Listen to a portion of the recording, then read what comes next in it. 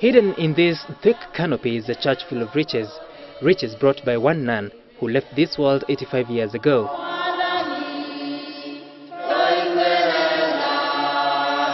The announcement that Sister Irene Stefani, the humble servant of the poor and the sick, would be made a saint has bestowed this church immense spiritual honor. Sister Irene, fondly referred by locals as Irene, was also christened Nyaatha, which comes from the native Kikuyu term Nyeri, meaning Mother of Mercy. She died in 1930. It is 7 a.m. and these Christians have defied the morning dew and cold to share in the joy of the significance accorded to their Gikondi Catholic parish. And as the Mass concludes, I ask the Christians how they know of Sister Irene Stefani. Mimi hisia zangu nasikia kwanza, nasikia furaha sana moyoni. Kwa sababu tunaona kama yeye ni kama mwokozi wetu. Mnake ndiye alifundisha sisi habari ya kanisa. When she was being exhumed at Mathare, we were there and even saw her boots and her rosary. I am confident that Sister Irene is doing miracles. Even now, I believe if I pray through her, it shall be done. Ademu, kuirate, tuikate, iwe tutemea. Until the early 1960s, Catholic Mass was purely conducted in Latin across the world, and thus the faithful had to learn it. Mzee John Boothia learned the foreign language from 1924 when he was 4 years old.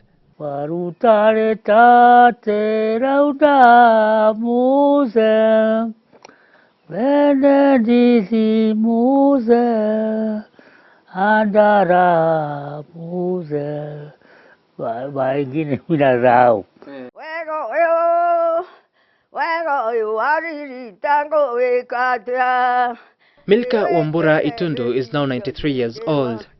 She says she was fortunate to be one of her patients. These toes had swollen all over, so she came and greeted my father. She said, "I have come to attend to our sick children." She asked for water to clean our wounds, then applied medicine on us. Sister Irene then told my father, "I am going to another place." She left when we had completely healed. At the time, there was an outbreak of bubonic plague, a highly contagious disease spread by fleas in rodents. Still, Sister Irene went ahead to attend to those affected and ended up infected herself. It was a fatal disease. We stayed for some time, then heard that Sister had died. We were very shocked. We wondered who would be attending to us since there were no hospitals. Kazi alikuwa mtu mzuri kabisa, tondu alikuwa akipaa ngupia ile kubwa mna hii na koti kubwa na viatu ya hii putigamu ilikuwa napika hapo. Locals here and other faithful who interacted with her believed she deserved to be called a saint. Vatican endorsed their wish, and now the beatification process for Sister Nyaatha takes place this month here in Nyeri. This places the deceased faithful just one step to sainthood, but one more condition before that all-important declaration can be made: a miracle needs to have happened in her name. The Catholic Church began the sainthood course for Sister Nyaatha in 1995 after the Consolata Sisters congregation where she belonged made the recommendation. That year, the Church made the decision to exhume her remains from the Mathare cemetery. The whole anatomy of the body structure, the skeleton was there, intact. The boots, what the missionaries of Consolata are referring as the boots of glory, was still intact, including the laces. Her remains were transferred to a tomb inside Mathare Central Church. Faithful from across the world frequent this corner, praying for Sister Nyaatha's intercession. 2 years ago, it is believed that Sister Nyaatha performed a miracle. It was during the Mozambique civil strife when 270 Christians who had sought refuge in a church are said to have invoked the sister's intercession to quench their thirst. Then water started coming out, and then they took the water, and even there is one woman even who gave birth there in the church, and that water was even used to bathe that kid. Following the said miracle, Pope Francis I decreed that Sister Irene be beatified, a process that will now see her remains moved yet again from the current location to the Nyeri Cathedral Church.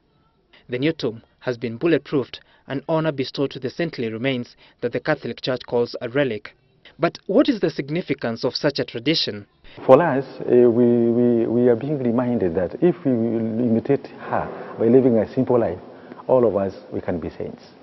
Sister Irene Nyaatha lived a very simple life, a life of loving, a life of caring. She was very humble, and that is why she had this theme of all for Jesus, nothing for me. The Nyeri County government and the provincial administration has joined the Beatification Coordinating Secretariat in the preparation of the historic event. It is the first of its kind here in Kenya, preceding the anticipated beatification of the late Cardinal Maurice Otunga. As his remains were moved from the initial gravesite to the Resurrection Garden in Nairobi, investigations into the life he lived began. Though deceased, he carries the title Servant of God. Sister Irene Nyaatha's three-day beatification ceremony will begin on Friday the 22nd with a vigil here at the Gikondi parish church. The beatification mass will then be held the following day at the Dedan Kimathi University. The final celebration will be on Sunday the 24th, when a pompous procession escorting her remains to the cathedral will be held. Now, this also will be the final resting place for Sister Irene Stefani Nyaatha, who at that time will have been named a blessed. And on my left is the tomb for the first bishop of this diocese, that is Bishop Caesar Maria Gatimo. And on my right is the tomb for the second bishop, that is Archbishop Nicodemus Kirima. Indeed, the blessed sister will be in good company. For Citizen TV, my name is Sam Gituku from Our Lady of Consolata Cathedral, Nyeri County.